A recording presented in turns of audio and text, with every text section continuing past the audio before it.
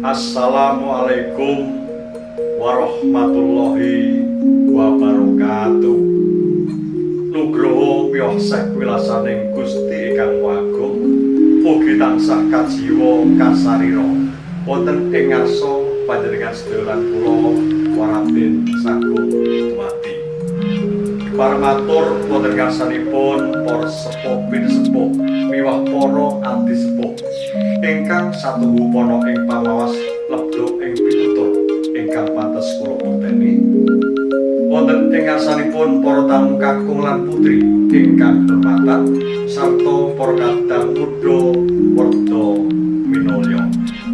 Saderengipun semoga sareng-sareng tansah kula dherekaken mundhakaken rasa puji lan syukur wonten ngarsanipun Allah Subhanahu wa taala.